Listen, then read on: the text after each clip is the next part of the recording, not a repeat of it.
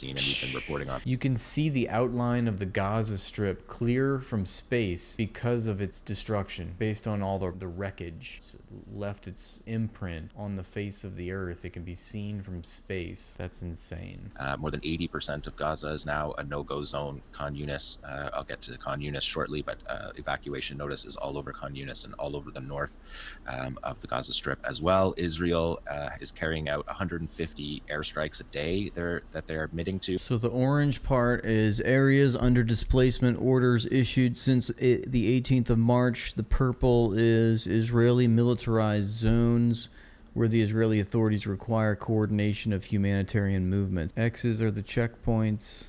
I see one checkpoint right here. Closed for cargo but open for staff rotation or medical evacuations. Permanently closed road. What a despicable people. Haven't acknowledged that tempo of airstrikes since December 2023 and January 2024. And again, as you see in everything that you see on your screens, and I know everyone that listens to this sees it on their screens all the time, you're never seeing fighters in these massacre scenes. You're never seeing armed people in these massacre scenes because Israel's targeting civilians. Yes. And the resistance is waiting for the Israelis to advance. And as soon as they do, they are being hit. The Israeli media discourse is calling this stage of the war the Trump plan, but I'm going to give the usual caveat that I always do, in that Israel has a lot of plans, and the people of Palestine, the people of Gaza, and the resistance in Gaza does all their work to undermine those plans, and we know that many of these plans go to die in Gaza because they are defeated. But at this point, Army Radio released a statement the other day about the aid distribution. And again, if you didn't listen to Nora's news report off the top, you should go listen to that clip. It's an excellent report, and she covered some of that in her report. But Army Radio said that the Israeli plan to evacuate the north of Gaza is by creating new humanitarian aid distribution mechanisms to serve to completely empty the north of its population. This is from Army Radio. Out of 4 distribution sites that Israel plans, 3 are in the south, based around the Morag corridor, and one of the 4 is in the south, is in the middle areas below the Netzarim corridor, south of the Netzarim corridor. Establishing these humanitarian aid centers, Israel's plan is to allow access for Gaza civilians located in the north to access the food distribution site that's south of Netzarim corridor, south of Wadi Gaza, that separates Gaza City from the middle camps area. The idea of the plan, according to Army Radio, the idea behind establishing the center south of the Netzarim corridor is that anyone who comes from northern Gaza to the distribution center to pick up the only food that there is in Gaza, they will not be allowed to return north of the Netzarim corridor. This will be a, quote, one-way ticket, Army Radio said, effectively compelling the Gaza population to move south of the Netzarim corridor in order to receive food. Israel believes that this will finally empty out the north of its population and contribute to the complete ethnic cleansing of that. Now we know. So I think the Netzarim corridor it's not marked here. I don't see it. It's the corridor that breaks up north from South Gaza. And then you have the Philadelphia corridor, which borders Egypt. That these have been Israel's plans all throughout the war, and they have not achieved that in the beginning of the war in December. They asked everyone in North Gaza to leave, and told everybody to leave. And we know that hundreds of thousands, as many as 500,000, never left the north. And I think you'll find that that is the case again this time. Their people will not be leaving their land the way that Israel's plans suggest they will. So if we look at the next map, you can see this is the total destruction of the Gaza Strip. This is a map by Sergio Volkmann. A remote sensing indexing, bare soil indexing, to estimate the soil water content from satellite imagery. So essentially it shows you all of the tilled, destroyed, upturned soil, and you can see from buildings or from agricultural land, you see the destruction of homes, destruction of commercial and industrial. The red shade indicates raised land. Look at that. It's literally bleeding. The land is bleeding. Buildings, and of course the destruction of the agricultural land. And you can clearly see this, the outline of the Gaza Strip clear from space because of this destruction that we've seen and we've been reporting on. You can see the outline of the Gaza Strip clear from space because of its destruction, based on all the the wreckage. It's noticeable. It's left its imprint on the face of the earth. It can be seen from space just by its wreckage. That's insane. For these 594 days.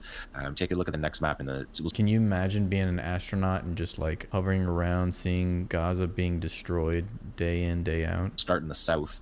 This was a map released by the New York Times. Decided to cover the situation in Rafah, and you can see that's dotted line is the Morag corridor that I've been reporting on for the last few months, and you can see the destruction on either side. According to the United Nations Protection Cluster, 92% of homes in Rafah have been destroyed, and that is an ongoing process. And Netanyahu's been pretty open about this. He was open about it on March 31st when he said that Hamas will lay down its weapons, its leaders will be allowed to leave. We will see to the general security of the Gaza Strip, and we will allow the realization of the Trump plan for voluntary migration. This is the plan. We are not hiding this, and we are ready to discuss it at any time. So the Israelis again have plans of forcing people to the south, making them go to the south to get the aid that is being delivered through a private mechanism of American and Israeli contractors who are profiting off of these centers, and they're calling this the Rafah model. If we look at the next video, you can see what the Rafah model is about. This is from a video of satellite imagery from 9/17, and you can see that this is Eastern Rafah. Last week I broke down operations in Eastern Rafah, and you can see it just has been completely erased. This is the model for the Trump plan. Last week I showed you the Rafah Brigade carrying out a series of operations called the Gates of Hell ambushes, and this is 10 months after the Israelis said that they defeated the Rafah Brigade. They came back a couple months ago and said that they needed to defeat the Rafah Brigade. So we know that these statements from the Israelis are for their domestic audience and to attempt to show military gains in this war, but they have achieved none of their goals. And if you want to reiterate their goals, they're very clear. They were, number one, return the captives through violence. That has failed. Destroy the Qassam brigades. That has failed. They're about the same size as they were when the war started. Destroy the government. They've not been able to do that. We had Asima Nabia on the show last week from the Gaza municipality showing the heroic work that they are doing.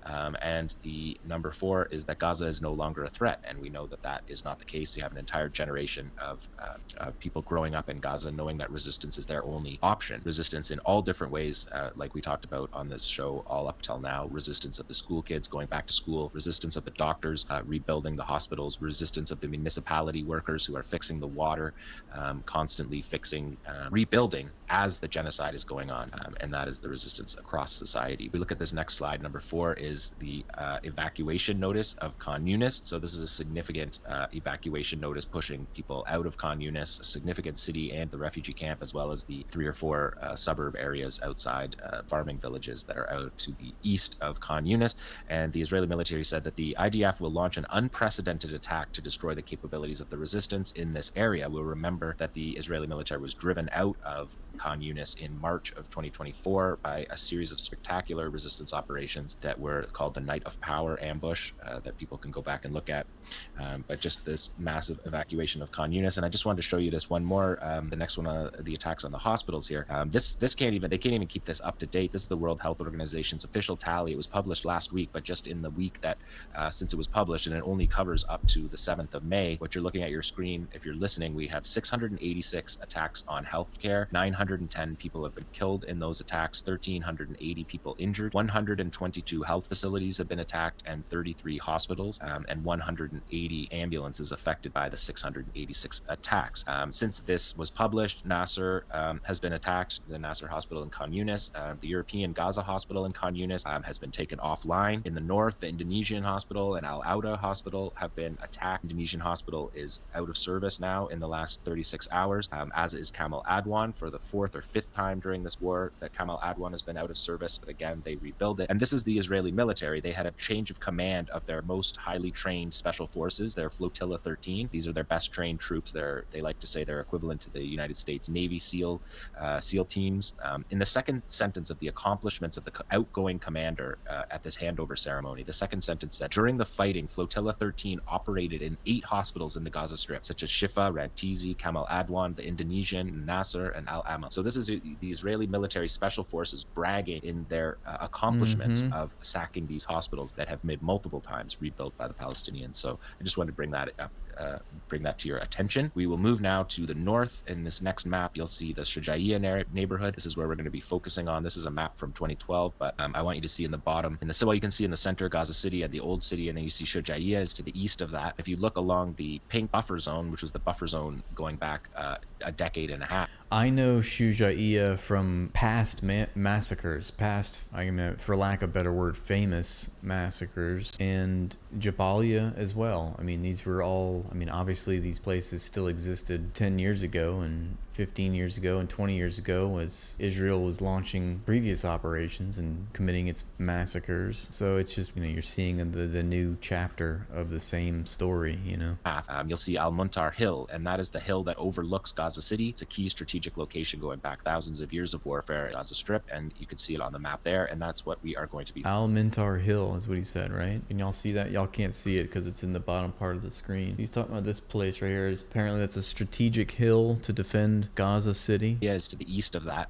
And if you look along the pink buffer zone, which was the buffer zone going back a decade and a half, you'll see Al-Muntar Hill, and that is the hill that overlooks Gaza City. It's a key strategic location going back thousands of years of warfare in the Gaza Strip, and you can see it on the map there, and that's what we are going to be focusing on today. Just to set up Shijaya, it is the birthplace of the Qassam brigades, and it is also the spark, the area where the spark was lit for the first Intifada after breaking out of Israeli prison inside Gaza. Islamic Jihad fighters battled with the Israeli military in Shijaya and sparked the fire in Gaza that would become a few weeks later the first Intifada. And in 2014, Shijaya was famous for essentially repelling the Israeli ground invasion during Operation Protective Edge, when a convoy, the first convoy of the ground invasion by the Israelis, was met by Qassam fighters in Shijaya.